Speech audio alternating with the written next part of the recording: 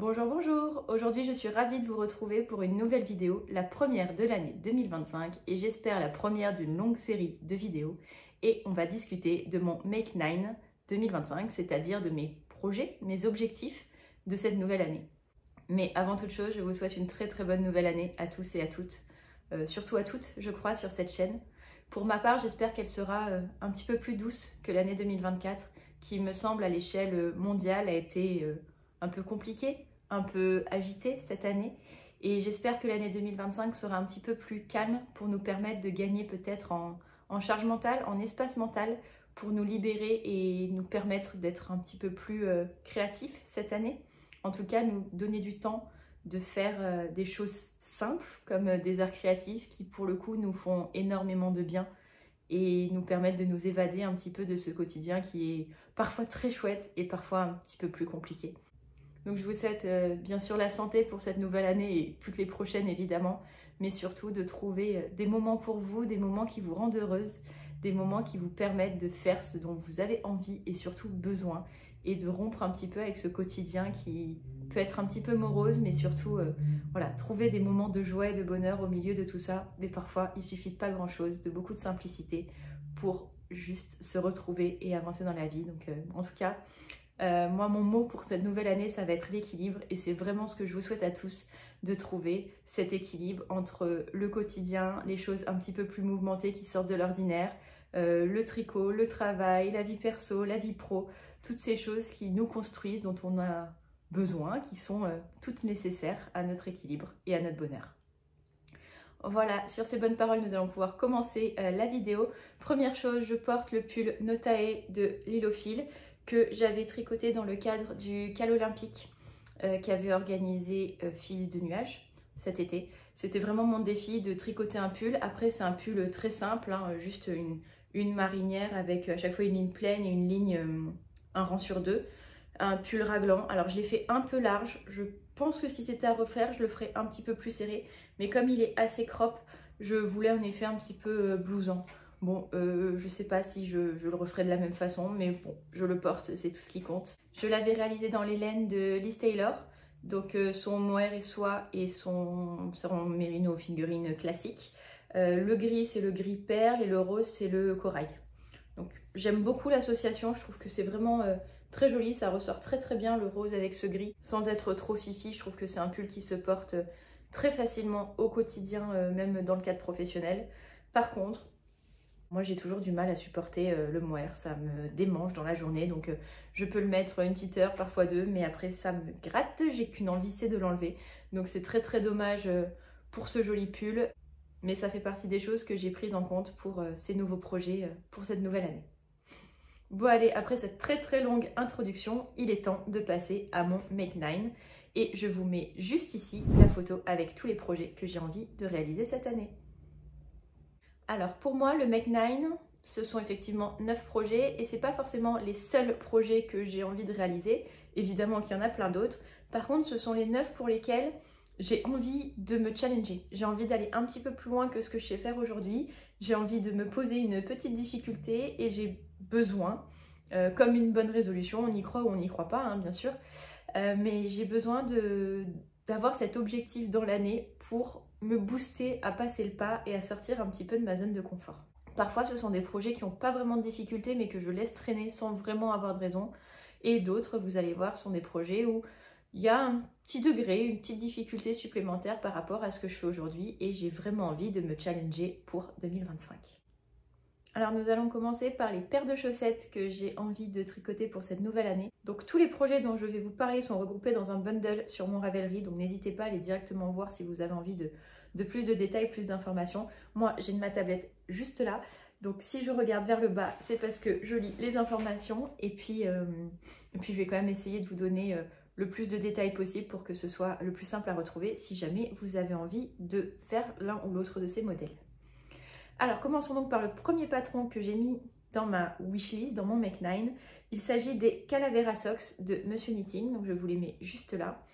C'est un patron donc réalisé par Clément de la chaîne Monsieur Knitting. Je crois que c'est un patron qui est très travaillé En tout cas, j'en ai entendu beaucoup de bons retours. Je sais qu'il a fait des vidéos à chaque fois pour tous les petits points techniques qu'on puisse trouver. Donc je trouve que c'est un très très chouette patron. D'ailleurs, Clément a l'air d'être quelqu'un de très très chouette. Il fait très clairement partie des personnes que j'aimerais bien rencontrer sur cette nouvelle année. Déjà parce qu'il habite pas très loin de chez moi et qu'un de mes objectifs, ça va être vraiment de partager autour de cette passion. J'ai beaucoup trop aimé aller au Barcelona Knit Festival pour partager, découvrir des gens, découvrir des univers, découvrir des créateurs, pouvoir juste simplement se poser sur un banc et tricoter avec quelqu'un d'inconnu à côté et partager notre passion. J'ai vraiment envie que cette année soit portée sous le signe du partage aussi. Et pourquoi pas rencontrer les tricoteurs de la région. Donc surtout si vous êtes du département des Alpes-Maritimes, du Var, si ça vous intéresse de se rencontrer pour tricoter ensemble, n'hésitez pas à me l'écrire dans la barre d'informations. Et je sais que Clément a pour objectif, pour envie en tout cas, il en a parlé dans l'une de ses vidéos d'organiser des tricotés, au moins un tricoté. Et j'adorerais y aller, même si c'est pas tout à fait la porte à côté. Je pense que ça pourrait être une très très belle rencontre. Allez, on retourne à nos moutons, on retourne à ces Calavera Socks. Donc les Calavera Socks, pourquoi j'ai envie de les tricoter? Tout simplement parce que pour cette nouvelle année, j'ai envie de me mettre à la mosaïque. C'est une technique de tricot que je n'ai jamais réalisée. Autant je fais beaucoup de chaussettes en jacquard, autant je n'ai jamais réalisé de mosaïque. Et je pense que ça peut être très très intéressant de tester ça. Ça m'a pas l'air plus compliqué que le jacquard, on m'a même dit que c'était plus simple, mais j'en ai jamais fait, donc il faut bien commencer quelque part, et quoi de mieux que des chaussettes pour commencer. En plus, c'est vraiment un projet qui me porterait bonheur, parce que j'ai pour projet d'aller au Mexique à la fin de l'année, justement pour la fête des morts, donc tout à fait en rapport avec ce patron. J'ai une amie qui part y travailler là pendant 2 ans, donc j'adorerais la rejoindre à cette période-là et profiter avec elle de cette fête assez magique.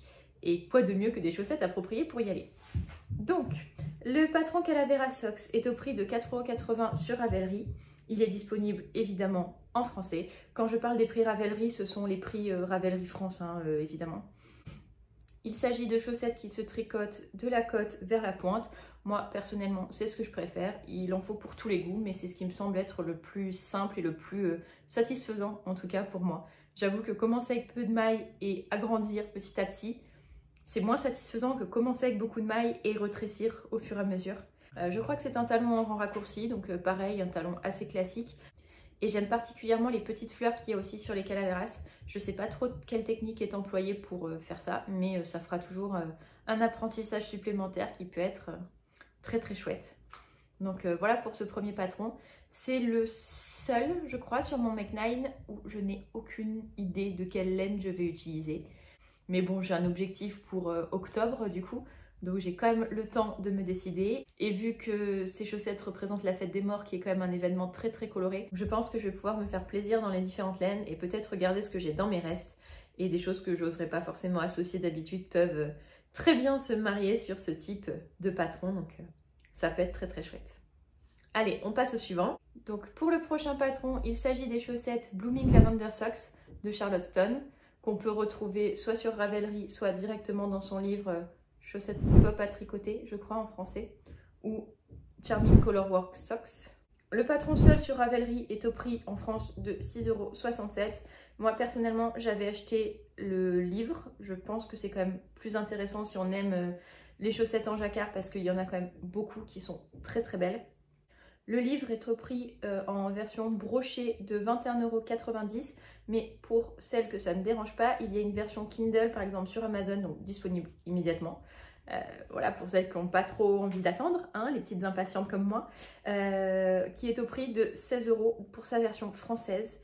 Et moi, ce que j'avais fait, comme j'ai pris l'habitude de tricoter en anglais, c'est d'acheter la version Kindle, mais sur le site amazon.com, où là, on retrouve donc la version anglaise, évidemment, au prix de 12 $, donc un petit peu moins de 12 €, un petit peu plus de 12 €, aux alentours de 12 €. Ça peut être une bonne petite astuce pour celles qui aiment tricoter aussi en anglais, ou en tout cas que ça ne dérange pas de tricoter en anglais. C'est quelques euros d'écart, on est d'accord, c'est pas énorme, mais à la fin de l'année, ça permet quand même de faire quelques petites économies. Donc si jamais vous aimez, vous avez envie aussi d'apprendre à tricoter en anglais, ça peut être très bien avec les patrons de Charlotte Stone, puisqu'elle a quand même une base de chaussettes assez classique, assez habituelle. Et c'est vraiment ces jacquards qui vont faire que les chaussettes vont se différencier et avoir un univers assez magique. Donc ça peut aussi être une bonne alternative pour apprendre à tricoter en anglais. Donc pour en revenir à ce patron, il se fait en laine fingering, il se tricote de la cheville vers la pointe. C'est, comme je vous disais, quelque chose d'assez classique. Toute la magie s'opère grâce au jacquard avec ces très jolies petites lavandes. Pour ma part, j'ai très envie de le tricoter pour cet été, puisqu'un de mes objectifs serait de s'en servir comme bonne excuse pour aller visiter le plateau de Valensole. Alors j'y suis déjà allée il y a quelques années, mais c'est à quelques heures de chez moi. Et pour ceux qui ne connaissent pas, c'est un très très joli plateau. Il y a des champs de lavande à perte de vue. Donc évidemment, il faut y aller à la bonne période par rapport aux lavandes, hein, puisque trop tôt, elles ne sont pas encore en fleurs et trop tard, elles ont été coupées pour les nombreuses fêtes de village autour de la lavande qu'il y a dans ce coin-là. Mais ça me ferait très plaisir d'en profiter, voilà, d'avoir mes jolies chaussettes et de pouvoir les emmener et les prendre en photo au milieu des lavandes à Valensole. Ce serait une bonne excuse pour une petite excursion. Par contre, pour ma part, je les ferai sûrement un petit peu plus basses. Je l'ai déjà dit dans certaines vidéos, mais c'est vrai que moi, j'ai pas l'habitude de porter des chaussettes hautes. En temps normal, on va dire, en dehors des chaussettes tricotées, je ne porte que des soquettes. Donc c'est vrai que passer de soquettes à chaussettes mi-mollets, c'est un petit peu compliqué pour moi. Et en plus, j'ai pas l'occasion. J'habite quand même à côté de Nice, il fait assez beau, j'ai assez peu l'occasion de porter des chaussettes assez hautes. Donc je pense que je vais diminuer la tige de une ou deux petites fleurs pour juste les rabaisser un petit peu.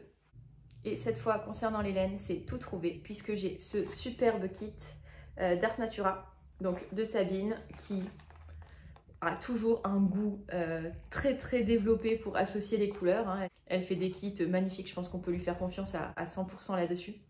Donc il s'agit d'un kit en Merry Moello Socks, donc sa base habituelle de chaussettes, qu'elle a nommée Semis de lavande. Donc il y a un premier écheveau de 50 grammes qui est sur une base non teinte, je pense, avec des speckles verts et violets et un tout petit peu de bleu par endroit, qui est vraiment super mignon. Et deux mini de 20 grammes. Le premier, un vert avec quelques nuances, plutôt vert prairie. Et le deuxième, un violet qui est lui beaucoup plus nuancé, avec des pointes de rose, des pointes presque non teintes, des pointes vraiment violet très foncées. C'est un très beau kit que j'avais acheté spécialement pour faire ce patron-là, il y a plus d'un an je pense maintenant, et que je n'ai toujours pas eu l'occasion de tricoter. Donc pour ce patron, pas de difficulté particulière, si ce n'est utiliser ce très beau kit, le faire pour une date précise et tout simplement me faire plaisir avec ce joli petit patron. Le troisième patron de chaussettes que j'ai prévu dans ce Make 9, il s'agit des chaussettes Vichy. Alors j'ai mis ce visuel et ce patron là pour avoir une idée de ce que j'ai envie de faire, mais je pense pas suivre du tout le patron.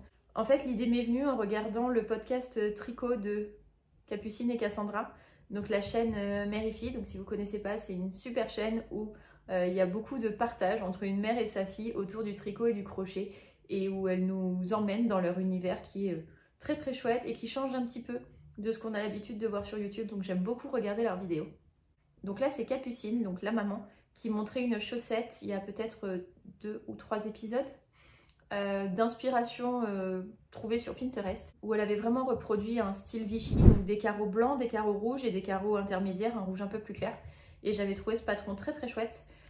Pour le coup, je pense reprendre à peu près la même méthodologie, hein, faire des carrés et mélanger les couleurs sur un carré sur deux. On verra bien comment je ferai ça, mais l'idée c'est vraiment de s'inspirer de ce qui a été fait. Et je pense que je ferai aussi une version soquette pour qu'elle soit beaucoup plus estivale, vraiment juste au-dessus de la malléole. Ça peut être très chouette. Donc pour ça, j'ai prévu 2 laines classiques. La première, c'est une blanche de chez Arouetta, donc c'est la couleur 100, vraiment la blanche blanche. Et la deuxième, il s'agit d'une Yavol et c'est la couleur 262. Donc c'est un rouge qui tire, à mon sens, un tout petit peu sur le grenat. Je trouve que ça va assez bien ensemble. Je voulais pas un rouge trop Noël, mais celui-là est vraiment pas mal. Donc je pense que ça peut faire un très joli petit patron d'été. Là, est-ce qu'il y a une vraie difficulté dans la réalisation? Pas vraiment. Par contre, pour moi, la difficulté est de oser me lancer à écrire un petit peu mon propre patron, à me faire confiance et à tenter quelque chose. Donc je pense pas qu'il y ait un challenge fou, mais oser et puis se lancer.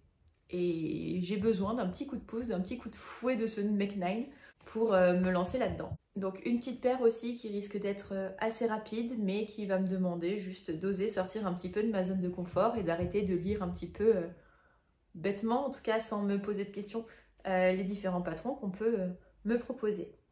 Donc voilà pour ce nouveau projet du Mech9. Si jamais ça vous intéresse, le patron que j'ai mis en photo dans ma grille Mech9, il s'agit du patron Vichy de Tricot Design MCL qui est disponible en anglais et en français au prix de 5,90 € sur Ravelry. Il s'agit de sockets à faire en fingering et qui se tricotent de haut en bas avec un talon à rang raccourci et des instructions écrites ainsi qu'un jacquard. Donc si ça vous tente pas forcément d'imaginer votre propre patron à partir de ça, vous pouvez directement aller voir ces petites chaussettes. Pour le 4e projet de ce Mech9, c'est aussi une paire de chaussettes, mais promis, cette fois c'est la dernière, on va pas se challenger que sur des chaussettes, sinon c'est pas vraiment un challenge.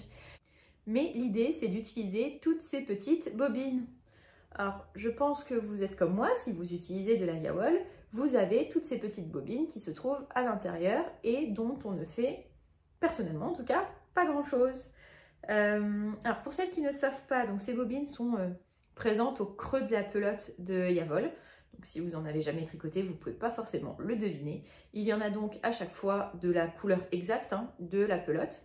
Et il s'agit d'un fil de renfort. Un fil de renfort qui donc peut être utilisé en additionnant au fil principal, au fil de laine principal, en particulier sur le talon et sur la pointe de la chaussette. Personnellement, je les utilise pas, je l'ai fait une seule fois je crois, parce que mes chaussettes s'abîment pas forcément beaucoup plus sur le talon et sur la pointe, et puis parce que j'y arrive pas, et puis parce que j'y arrive pas, c'est-à-dire qu'on a 5 grammes je crois là-dedans, et moi avec 5 grammes bah, ça correspond jamais. C'est-à-dire que si je fais plusieurs paires de chaussettes avec le même contrastant, et ben j'en aurai pas assez pour faire tous les talons, toutes les pointes. Donc il faudra que je choisisse. Si je fais qu'une seule paire de chaussettes, de toute façon, il m'en reste. Donc je sais pas trop comment l'utiliser. J'avoue que c'est pas dans ma logique. N'hésitez pas à me dire ce que vous en faites, vous, de ces fils-là. Est-ce que vous les utilisez? Vous trouvez ça super pratique pour justement renforcer parce qu'il y en a vraiment besoin? Ou est-ce que vous avez trouvé d'autres façons de les utiliser? En tout cas, je suis hyper curieuse. Parce que moi j'en ai marre, j'en ai marre de commencer à les collectionner. Là j'en ai sorti que 4, mais j'en ai une bonne dizaine qui attendent à côté de mes laines. Et donc mon idée pour cette nouvelle année, c'était de créer un patron autour de ça. Donc l'idée m'est venue lors d'un podcast de Lysandre qui faisait une chaussette hélicoïdale, je crois, pour finir les restes. Donc il me semble que c'est un patron qu'elle va sortir gratuitement quand elle le pourra et qui est fait pour finir les restes. Donc moi, mon idée autour de ça, c'est de prendre une pelote classique. Donc là, je suis partie sur un blanc tout simple, une pelote fil d'art très classique. C'est de la Fil Baby et Socks, 75% mérino, 25% polyamide, 50 grammes, 240 mètres, donc peut-être un petit peu plus épaisse que d'habitude. Non, peut-être un petit peu plus fine que d'habitude. Mais justement, ça va me permettre de lui rajouter facilement une épaisseur. Et donc l'idée, c'est pour chaque petite bobine, séparer en deux la quantité, rallier les fils ensemble, mélanger les deux fils et faire un petit enchaînement comme ça, sûrement avec une technique hélicoïdale pour enchaîner les couleurs et essayer d'avoir une espèce d'harmonie et des chaussettes. Moi, je préfère les chaussettes pareilles que les chaussettes pareilles pas pareilles dans ce cadre-là. Mais voilà, c'est pour ça que je voudrais séparer en deux ma petite bobine pour pouvoir vraiment descendre les deux chaussettes en parallèle. Mais je pense que ça peut être une bonne idée pour les utiliser. Et puis on verra, si ça se trouve ce sera nul, si ça se trouve ce sera très chouette. En tout cas je vous montrerai sûrement ça. Et est-ce qu'il y a une vraie difficulté dans ce patron? Encore une fois, pas vraiment, si ce n'est transformer l'essai, j'ai envie de dire. C'est-à-dire transformer l'idée en quelque chose de concret. Moi j'avoue que je suis très douée pour avoir plein d'idées, mais les poser dans un coin et ne jamais vraiment les réaliser. Donc là j'aimerais bien allier l'utile à l'agréable, c'est-à-dire me faire plaisir en tricotant des chaussettes sympas, me débarrasser de mon stock de bobines qui ne sert à rien de mon côté et en profiter pour faire un petit patron très très chouette de chaussettes. Donc vous me direz quand je vous montrerai s'il vous intéresse ou s'il est très très moche et peut-être que je le partagerai avec vous si c'est quelque chose qui vous intéresse. Mais bon, ça risque d'être quand même très très simple, juste un enchaînement de bobines pour les utiliser, tout simplement. Allez, on passe à la suite et ça commence à se compliquer un tout petit peu. Alors, pour la suite de ce Make 9, j'ai choisi 2 projets, donc 2 débardeurs. Je n'ai jamais tricoté de débardeur jusqu'à maintenant. Je sais que ça peut être un petit peu compliqué de trouver la bonne taille, le bon ajustement pour que ça tombe bien. Du coup, ce sera un premier challenge. Le deuxième challenge, ce sera de tricoter des fils de coton que, encore une fois, je n'ai jamais tricoté puisque j'ai toujours tricoté que de la laine. Donc je sais que le tombé peut être différent, que le drapé peut être différent.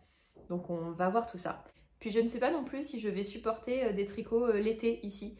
Je ne sais pas jusqu'à quelle température on peut porter ces tricots. Alors j'imagine que quand c'est du coton, ça peut aller un petit peu plus haut, un petit peu plus chaud que quand c'est de la laine. Mais ce sera une nouvelle expérience pour moi. Donc le premier patron que j'ai sélectionné pour ça, il s'agit du top Célène de Lauriane et Charlie. Donc un patron canadien qui est au prix de 6,74 € sur Ravelry France, qui est donc disponible en français et en anglais.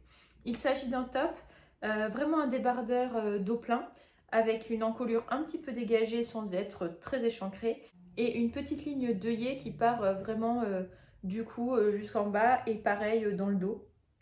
Donc je pense que ça peut être un petit patron assez simple, assez basique, qui secoue du bas vers le haut par contre. Donc une autre petite difficulté pour moi, je pense que c'est toujours moins facile d'ajuster un vêtement quand on le tricote de bas en haut. Là en plus sur un débardeur, on verra bien ce que ça donne. Mais il est tricoté complètement en rond et sans couture. Donc ça simplifie quand même certaines choses. On va dire que le niveau de difficulté est modéré. On va dire que le niveau de difficulté est un petit peu modéré. Donc pour ce patron qui se tricote en laine sport, enfin en fil sport, j'ai choisi d'utiliser cette pelote, donc j'en ai 2, qu'on m'avait offerte au Barcelona Knit Festival. Donc il s'agit de la laine, du fil plutôt, Charme de chez Circulo. Donc la couleur est un gris. Vous le voyez peut-être à côté de mon pull, il tire un petit peu plus sur le violet que sur le gris. Mais on est vraiment voilà, entre les deux, en gris-violet. Très très brillant, je le trouve vraiment très joli et il est super doux. Je ne m'attendais pas à ce qu'il soit aussi doux. Il s'agit de la couleur 8336, donc de chez Circulo. Je vous ai dit, j'en ai 2 pelotes, elles font 396 mètres chacune. Donc pour un petit débardeur, ça pourrait être très très bien. Allez, on passe au patron suivant et pour celui-ci, c'est encore un débardeur et j'ai choisi de m'attaquer au débardeur Cadaqués d'Emily Louis. Donc c'est un débardeur que je pense on ne présente plus tellement il a été vu et revu, qui est magnifique. Je pense que c'est un très très beau basique. Il existe en 2 versions. La version Cadaqués classique qui est donc réalisée en fil DK et la version Cadaqués Light qui est réalisée en fingering. J'ai choisi la version classique parce que je préfère vraiment l'encolure qui est en V, alors que sur la version fingering c'est une version droite je crois, ou à peine échancrée. Je trouve personnellement que ça me va mieux les décolletés en V, donc on va s'attaquer à cette version là. Il s'agit donc d'un débardeur qui a des torsades sur toutes les bretelles et après qui est tout simple sur le reste du corps. Et pourquoi j'ai choisi ce débardeur tout simplement parce que je n'ai jamais tricoté de torsade. J'ai fait énormément de jacquard, j'ai fait pas mal de dentelle maintenant, mais je n'ai jamais fait une torsade. Et je trouve ça très très joli et j'adorerais faire des pulls en torsade, mais il faut bien commencer quelque part. Donc je me suis dit que commencer par une bretelle, ça pourrait être très très sympa. Donc je me suis dit que commencer par une bretelle, ça pouvait être une première étape assez simple, un premier niveau de difficulté qui me mette le pied à l'étrier pour la suite. D'autant plus que monsieur m'a demandé un pull d'hiver en torsade, très travaillé. Autant dire que torsade plus pull taille carrure homme, pas tout de suite, hein, peut-être dans mon Make 9 2026, on verra bien. Mais en tout cas, il va falloir que je me prépare et que j'apprenne à tricoter tout ça pour pouvoir enchaîner. Donc le top Cadaqués est au prix de 8,04 € sur Ravelry. C'est un top qui se tricote de haut en bas, donc ça va peut-être simplifier un petit peu les choses pour la carrure de celui-ci. Il y a une grille plus des instructions écrites, donc j'espère que ça va me permettre de bien comprendre ce que j'ai à faire sur la torsade. Et puis je suis certaine qu'on trouvera plein de vidéos sur YouTube qui m'expliqueront bien ce que je dois réaliser. Il y a aussi l'air d'avoir un montage provisoire, encore une chose que je n'ai jamais faite. Donc ça me permettra de dégrossir plusieurs techniques de tricot et j'espère de vraiment progresser cette année en tricot. Pour le réaliser, j'ai choisi d'utiliser ce fil, donc il s'agit des pelotes Belle de chez Drops. Il est en couleur 13, je crois que c'était la couleur jean. J'avais acheté peut-être une fin de stock, je me souviens plus exactement pourquoi, mais c'était vraiment un pack de 10, 12, peut-être 15 petites pelotes comme ça de 50 grammes je suppose. Oui, de 50 grammes. Donc coton, viscose et lin, je pense que ça peut être très très chouette pour l'été, coton, viscose, lin, ça me semble être un mélange léger hein, et respirant. Donc oui, c'était un pack, les 15 je crois, à moitié prix. Donc autant en profiter, voir ce que ça donne. J'ai assez hâte de voir le drapé, le tombé du tissu. Je ne connais pas du tout, donc on verra bien hein, ce que ça fait. Et puis ça risque d'être un très beau projet lui aussi. Pour le projet suivant, on augmente encore un tout petit peu, je pense, le niveau de difficulté, puisqu'il s'agit du t-shirt Mademoiselle Kate, qui est magnifique, hein, de même les anges tricotent. Je pense que pareil, c'est un t-shirt qui a été vu et revu puisqu'il a beaucoup plu à sa sortie. C'est un t-shirt qui a d'un côté un col en V et de l'autre côté un gros plastron qui part des épaules, qui se rejoignent au niveau de la poitrine et qui redescendent ensuite jusqu'au bas du t-shirt. On peut choisir de le mettre dans un sens ou dans l'autre puisqu'il est complètement réversible. Moi personnellement j'imagine plutôt le col en V sur la poitrine et le motif en dentelle dans le dos. Mais encore une fois, c'est aux préférences de chacun. C'est un patron qu'on trouve au prix de 8,40 € sur Ravelry France, qui se réalise dans de la fingering, qui nécessite à peu près 800 mètres de fingering pour la taille minimum et 2000 mètres pour la taille maximum. Et il y a beaucoup de tailles proposées puisqu'on va de 85 à 140 cm de tour de poitrine. Donc je pense qu'il peut plaire à beaucoup de monde. Pour ce petit haut qui se tricote lui aussi du bas vers le haut, donc on rajoute encore cette petite difficulté là, on verra bien hein, comment ça se passe, on essayera assez régulièrement. Il y a une grille et des instructions écrites, donc ça me permettra aussi de me familiariser un peu plus avec les grilles parce que c'est vrai que j'ai aucun souci avec les grilles de jacquard qui sont très claires à mon sens, mais pour les dentelles ça dépend vraiment desquelles, donc avoir à chaque fois la grille plus l'instruction écrite, ça me permet un petit peu de progresser là-dessus. Et il y a des ronds raccourcis, il se tricote d'une pièce, il se tricote en rond, rien de très compliqué là-dessus. Mais une belle pièce quand même. J'hésite d'ailleurs à le faire en manche courte ou en manche longue. J'ai vu des versions manche longue que j'ai trouvées très jolies. Mais ça dépendra de la laine que je vais utiliser. Et en parlant de laine, il y a plusieurs possibilités car je n'arrive pas du tout à me décider là-dessus. Première possibilité, il s'agit de cet écheveau. Vous n'avez pas du tout la bonne couleur, il est beaucoup plus profond, surtout que c'est une base yak.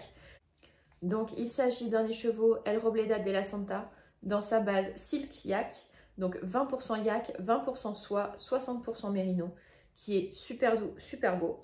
J'avais vraiment envie de le faire dans ces écheveaux-là. Mon problème, c'est que ce sont des écheveaux de 100 grammes, mais 366 mètres, et que je n'en ai que 2. Donc je ne suis pas sûre que ça passe, étant donné que le minimum était à 800 mètres. On est quand même léger et je suis pas sur la taille minimum. En général, je fais plutôt une taille 2 ou 3. À voir comment ça se positionne. Mais pour ce type de haut, je ne suis pas sûre que quelque chose de trop moulant soit vraiment joli. Et je ne suis pas sûre non plus qu'on puisse le faire en version crop. Je vois pas trop... Enfin, je trouve que ça correspond pas au style qu'on peut lui apporter. Celui-ci s'appelle Foglier d'Automno. Et comme le tombé me semblait vraiment pas mal, je me disais que je pouvais utiliser celui-ci. Alors là, vous avez exactement la bonne couleur pour le coup.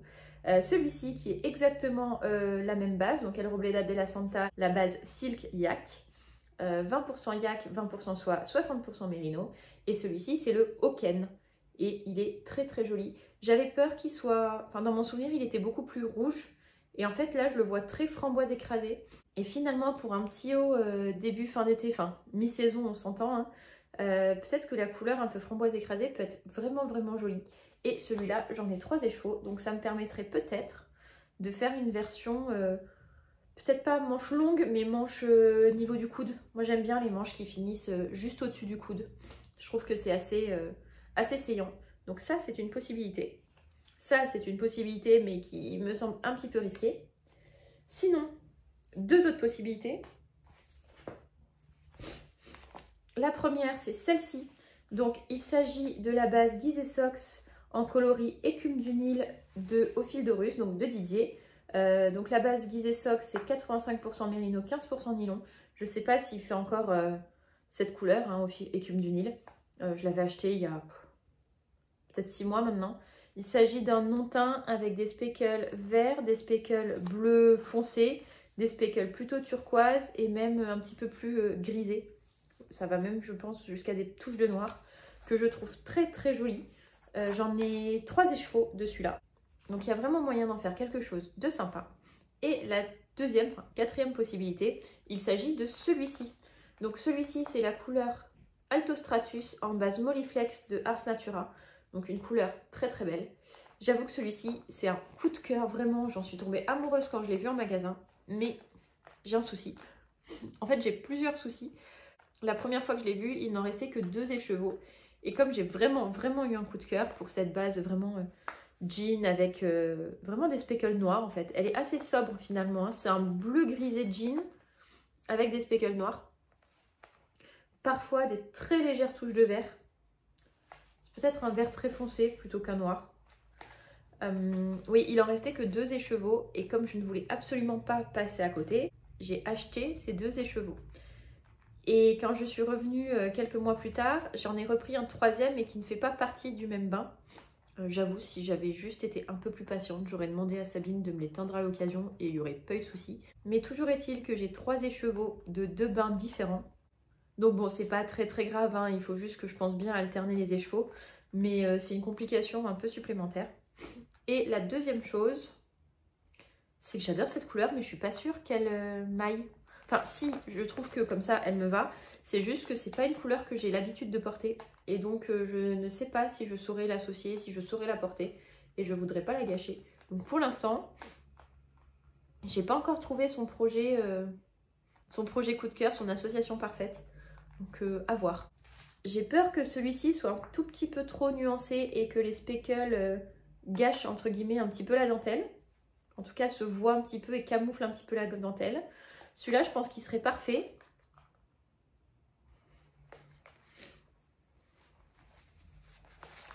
Dites-moi ce que vous en pensez. Lequel vous préféreriez? Pour l'instant, j'irai plutôt là-dessus. Mais d'ici là, j'ai vraiment le temps de changer d'avis. Donc, pourquoi pas? On verra. Allez, plus que 2 projets et on monte un petit peu en difficulté puisqu'on passe au pull. Et le premier que je voudrais vraiment réussir à tricoter cette année, il s'agit du Amadeo Summer Sweater.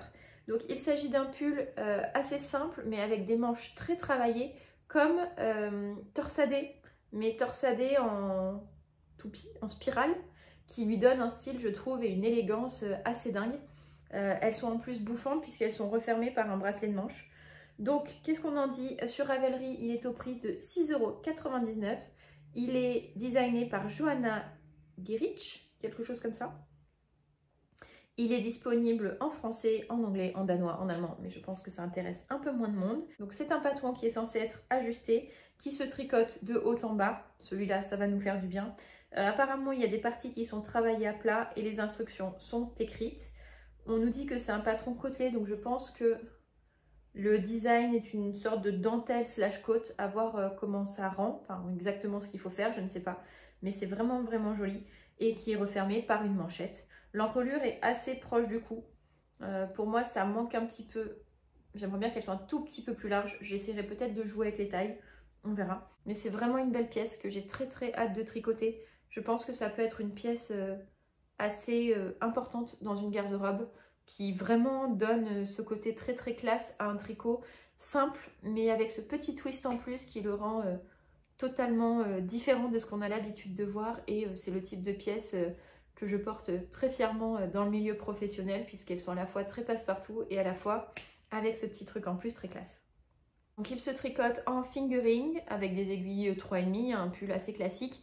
Lui aussi a un échantillon de taille assez large puisqu'il va du XS au 5XL.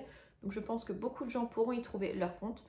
Et il consomme quand même un petit peu de fil puisque pour la plus petite des tailles, on est à 1000 mètres de métrage et pour la plus haute, on est à 2000. Donc sur ce coup-là, il faut bien prévoir les 3 écheveaux pour les petites tailles et 4, 5 pour les plus grandes. Et je ne sais pas quelle laine prendre pour celui-ci. C'est pareil, c'est le deuxième où je suis en grande réflexion. Donc il y a toujours celle-ci qui est présente, qui me semble pourrait être très adaptée, avec les petites complications dont j'ai parlé juste avant, hein, mais qui, pourquoi pas, pourrait être très adaptée. J'ai celle-ci. Donc celle-ci, il s'agit d'un violet profond avec de la stélina dorée. Donc c'est un écheveau Hippie Fibers qui s'appelle Merino Sparkle en 75% Merino Wool, 20% nylon, 5% stélina, qui est très très joli. Et je pense que ça pourrait aller très très bien sur ce type de modèle parce que ça mettrait vraiment en valeur le motif d'avoir une couleur complètement unie avec juste de quoi la rehausser avec un petit peu de stélina. Mais je sais pas pourquoi, cet écheveau, j'y arrive pas. Je le trouve magnifique, mais en fait, c'était pas vraiment celui que je voulais. C'est-à-dire que quand je suis allée sur leur stand à Barcelone, j'avais complètement craqué pour un autre écheveau qui est celui-ci. Donc celui-ci qui a, à mon sens, beaucoup plus de profondeur. Alors là, il apparaît très très très brillant parce qu'il est en pleine lumière, mais vous voyez vraiment les nuances de violet, de brun, de presque rouille, un peu couleur écureuil. J'ai complètement craqué sur cet écheveau que je trouvais magnifique. Et j'avais pas du tout été raisonnable jusqu'à ce moment-là, donc je m'étais dit, allez, tant pis, je ne l'achète pas. Et puis il m'est tourné dans la tête, il m'est tourné dans la tête encore et encore.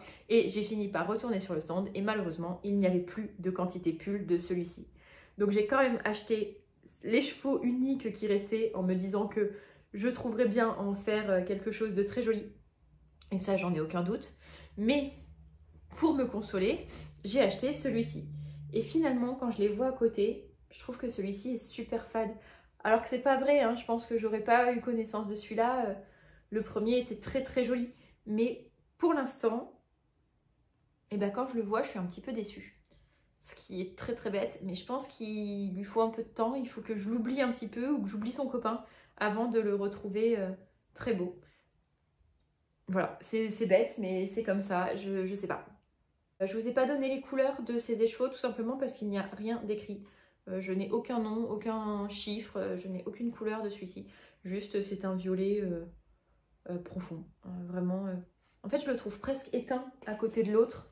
Alors que c'est l'ADN de Hippie Fiber, c'est des couleurs qui sont beaucoup moins flamboyantes que d'autres teinturiers. Hein. C'est des couleurs beaucoup plus... je sais plus comment ça se dit. Éteint, c'est pas un bon mot parce que c'est pas très joli, mais beaucoup moins saturées, on va dire. Qui sont très très belles. Hein. Mais vraiment, je pense que j'aurais vu celui-là sans voir l'autre. J'en serais amoureuse aussi, mais... Voilà, mon cœur balance. Et donc, pour combler ce manque, ce vide horrible, infâme, j'ai une autre idée qui est celui-ci. Donc celui-ci, c'est la base Ursa Major de Apmesga. Je sais jamais comment ça se prononce. Normalement, c'est un fil à chaussettes, donc 75% mérino, 25% nylon. C'est le code couleur A311 qui est dingue, sublime, avec des nuances. Vous voyez vraiment bien toutes les nuances. Donc on va presque jusqu'au noir, au rouge très très foncé en tout cas. Je me dis que ça peut être une très belle alternative pour ce pull et pour vraiment mettre en valeur cet écheveau sur une grande partie en jersey et une partie plus travaillée sur les manches. Mais encore une fois, mon cœur balance entre ces trois-ci du coup. Donc pareil, n'hésitez pas à me dire ce que vous en pensez et ce que vous feriez à ma place. En tout cas, faut pas avoir de crainte, ils trouveront toujours un projet un jour ou l'autre parce que finalement, je les aime tous. Hein. Qu'on se le dise, je les aurais pas achetés si je les aimais pas. Même lui qui est un petit peu le mal aimé du moment, je sais qu'un jour, je serai très très contente de le retrouver. Mais cette couleur est quand même assez folle. Voilà, il est temps de passer au tout dernier projet et sur celui-ci, pour moi, on monte encore d'un niveau puisqu'il s'agit du pull Hayley Sweater de Iris H. Je crois que c'est le seul patron de tout mon Make 9 qui n'est disponible qu'en anglais. C'est un pull qui se tricote en DK et qui est pour moi l'exemple du pull hyper travaillé. Il se présente avec un col en V et des torsades de différentes tailles sur tout le corps. Donc heureusement, il se tricote de haut en bas et il est sans couture. Il y a bien un col V tricoté en rond d'une pièce, des choses assez classiques en dehors de toutes ces torsades. En plus, cette fois-ci, ce ne sera qu'en gris. Il n'y a pas, en tout cas, ce n'est pas précisé dans le patron d'explication écrite.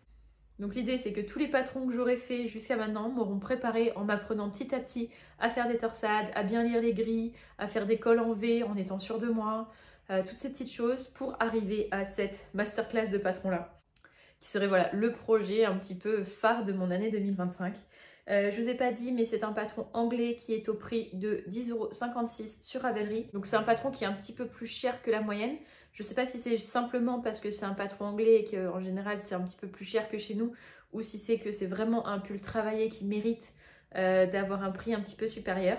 La petite chose qui m'inquiète, c'est qu'il n'y a eu que 26 projets réalisés. Donc je vais quand même bien lire les commentaires, bien voir ce qu'il y a écrit dans les projets pour voir s'il n'y a pas des erreurs de patron, des choses qui feraient que moi je ne serais pas capable de le tricoter. Mais en tout cas, c'est vraiment un très bel objectif pour moi. Il est vraiment vraiment beau et j'ai envie d'en faire un très très beau pull en déca. Et pour celui-ci, je sais exactement quelle laine je veux prendre puisqu'il s'agit de celle-ci. Donc c'est aussi une laine qui vient du Barcelona Knit Festival. On aura compris que j'ai acheté des écheveaux pour au moins toute l'année 2025, voire 2026, voire 2027. Donc il serait peut-être temps que je me calme un petit peu sur la laine. Mais toujours est-il que sur celle-ci, il s'agit de la Merino Silk de Irish Fairy Tale Yarns. Une couleur qui s'appelle Dornish Wine. Donc là on est vraiment sur un violet très profond. On dirait qu'elles se ressemblent toutes, mais quand on les met à côté... Pas tant que ça, celle-là c'est celle d'El Robledad de la Santa et celle-ci de Apmesga. On voit c'est quand même, bon, on est d'accord que c'est dans le même univers, hein, mais on n'est pas du tout sur la même tonalité. Celle-là on est plus rouge, celle-là on est plus framboise écrasée, celle-là on est vraiment violet vin rouge. Et si je vous compare avec celle-ci, la violette, encore une fois, on est très très différents. C'est vraiment pas les mêmes couleurs. Je dis peut-être ça pour me rassurer, mais franchement... c'est pas les mêmes couleurs, on est d'accord. C'est pas parce qu'on est dans des tons de rouge et de prune que forcément c'est la même couleur. Bon, revenons à cet écheveau. J'en avais pris 5 ou 6, donc mon idée c'est de le doubler pour en faire de la déca. Je vous ai dit c'est de la Merino Silk, donc il y a 80%. Je vous ai dit c'est de la Merino Silk, donc il y a 80% de Merino, 20% de soie. Pareil, il a un super tombé. Je pense pas que ce soit la plus belle qualité de Merino soie qu'on puisse trouver hein, par rapport... encore une fois, à celles-ci qui sont vraiment magnifiques avec la soie et le yak, ça n'a rien à voir en termes de toucher, en termes de douceur et de qualité.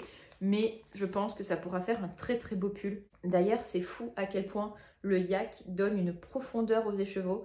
Je l'avais déjà entendu, hein, on me l'avait déjà dit, mais je ne l'avais pas forcément vu ou compris en vrai. Et sur ces écheveaux d'El Robledad de la Santa, c'est quand même assez flagrant de voir à quel point les couleurs sont plus profondes, plus profondes, plus brillantes. Il y a vraiment quelque chose en plus, donc ça peut valoir le coup de mettre un petit peu plus pour avoir des aussi beaux écheveaux. Voilà, donc je finis avec ce pull assez impressionnant, le Hailey Sweater. Donc j'espère que je serai capable de le faire à la fin de l'année. J'espère que c'est la bonne laine, mais ça j'en doute pas trop. Je pense qu'il va être vraiment super joli et qu'il va me permettre d'avancer un petit peu dans mon année 2025. Voilà, donc je vous ai présenté mon Make 9. Donc bien sûr, ce ne sont pas les seuls projets que j'ai envie de faire en 2025. Je vous ai parlé d'équilibre, c'est assez vrai. J'ai vraiment envie de trouver cet équilibre entre faire des projets qui me challengent un petit peu, qui me permettent de m'améliorer, qui me permettent de sortir un petit peu de ma zone de confort et d'aller un petit peu, plus loin tout simplement, hein, de m'améliorer en tricot. Et puis aussi des projets un peu moins prise de tête, un peu plus zéro cerveau, pour quand je rentre le soir d'une journée fatigante et riche en réflexion, je puisse tout simplement me poser et faire quelque chose d'un petit peu plus mécanique avec mon tricot. Donc tout ça va devoir s'agencer dans mon année pour trouver cet équilibre de fantaisie et de simplicité dans le tricot. Voilà pour mes projets de l'année. Bien sûr, j'ai plein d'autres projets en tête, hein. J'ai d'autres idées de chaussettes, j'ai vraiment besoin de me faire un pull noir, mais c'est pas quelque chose de très challengeant, à part de tricoter du noir, qui n'est pas forcément la chose la plus agréable qu'on puisse faire, mais qui reste malgré tout un très bon basique à porter sur plein de tenues. Et bien sûr, j'aimerais continuer, et je continue, même si là pour les vacances c'est un petit peu plus calme pour la période de Noël, mais je continue les tests tricot. J'adore tester parce que ça crée de la communauté. J'aime vraiment participer à l'élaboration des patrons. C'est quelque chose qui me procure beaucoup de joie. J'ai l'impression de faire partie de ce monde du tricot, d'aider à ce qu'il avance, de mettre ma petite pierre entre guillemets à l'édifice. même si c'est une toute petite pierre et que sans les merveilleuses designeuses que nous avons en France et à l'étranger d'ailleurs, moi je ne serais pas grand chose. Mais si donner un petit peu de mon temps peut aider à construire cet univers tricot, alors je le fais avec une très très grande joie et je serai très heureuse de le partager. Donc voilà, je pense que les grands thèmes de cette année seront challenge, équilibre, partage beaucoup, que ce soit dans les tests tricot ou tout simplement autour d'un tricoté. J'aimerais aussi beaucoup participer à différents salons laineux, mais il faudrait que j'arrive à me contenir devant toutes ces laines parce que mon stock commence à être débordant et j'ai pas envie de me faire avoir en tricot comme j'ai pu me faire avoir en couture et d'avoir des armoires entières de laine que je ne tricoterai jamais, tout simplement parce que, pas parce que je les aime pas, hein, mais parce que le temps manque et qu'il y en a toujours plus et au bout d'un moment on se sent un petit peu dépassé. Donc là j'aimerais réduire un petit peu ma consommation de laine en tricotant ce que j'ai à la maison. Mais comme j'adore les salons et comme j'adore rencontrer cet univers du tricot, il faudra que je trouve d'autres façons de le faire. Donc on verra ça pour cette nouvelle année. J'espère quand même pouvoir m'émerveiller encore devant quelques stands de laine. J'ai aussi plein d'idées de vidéos que j'aimerais mettre en place sur l'année 2025. Donc je verrai bien. Mon objectif, j'aimerais bien en tout cas, pouvoir faire 2 vidéos par mois. Je suis pas sûre d'y arriver parce qu'entre la vie professionnelle et la vie privée, c'est pas toujours évident. Je suis hyper admirative de ceux qui arrivent à faire une vidéo par semaine, voire une vidéo tous les 3-4 jours. Je trouve que ça prend un temps assez fou et pareil, une charge mentale assez folle. Parce qu'il faut penser à la vidéo, l'organiser, prendre le temps de la filmer, trouver le moment de la filmer. D'ailleurs ce soir il fait complètement nuit, mais si je le faisais pas maintenant, j'avais l'impression que je n'arriverais jamais à tourner cette vidéo. Donc tant pis, on met la lumière qu'on peut, c'est pas les plus belles couleurs, mais on fait avec. Et voilà, j'ai envie de continuer sur cette route de YouTube. J'ai aussi pas mal de copines qui s'intéressent de plus en plus au tricot, à me voir tricoter, qui ont envie d'apprendre et qui m'ont demandé si je pouvais les aider à apprendre. Donc je vais le faire avec plaisir, mais je me dis que ça peut aussi être l'occasion peut-être qu'il y aura des débutants qui arriveront sur cette chaîne et qui seront eux aussi intéressés par l'apprentissage. Donc je peux peut-être faire des choses un petit peu plus classiques pour donner envie tout simplement de rentrer dans cette sphère de tricot. Et puis on verra bien aussi quelle place la couture prend dans ma vie cette année. C'est vrai qu'en 2024, je l'ai un petit peu mise de côté. Pour moi, c'est beaucoup moins nomade, beaucoup plus prenant de réfléchir à un projet couture qu'un projet tricot. Donc pour l'instant, le tricot a une place bien plus importante, mais on verra. Et puis de toute façon, on verra bien de quoi cette nouvelle année est faite. Peut-être qu'on se retrouvera dans un an et que je vous dirai que j'ai absolument tout tricoté, que je suis extrêmement fière de moi, ou au contraire que je n'ai rien tricoté mais que ça ne change absolument rien parce que j'ai passé une très bonne année tricoteste quand même. Ça on ne sait jamais, hein. Je pense que les bonnes résolutions c'est très chouette, on les tient, on y croit dur comme fer en janvier, parfois février, parfois ça tient jusqu'à mars, mais le reste de l'année on a tendance un petit peu à les oublier. Mais moi j'aime beaucoup cette période de renouveau, de remise à zéro et de repartir sur des bonnes bases avec des choses plus saines, plus solides, des apprentissages et se relancer dans des nouvelles aventures. Donc j'espère que cette vidéo vous a plu, j'espère que vous aussi vous commencez l'année avec plein de bonnes intentions et plein d'envie en tout cas de progression et de bonheur tout simplement. Bon, sur ces bonnes paroles, je vous souhaite une très très bonne journée et à très vite. Salut!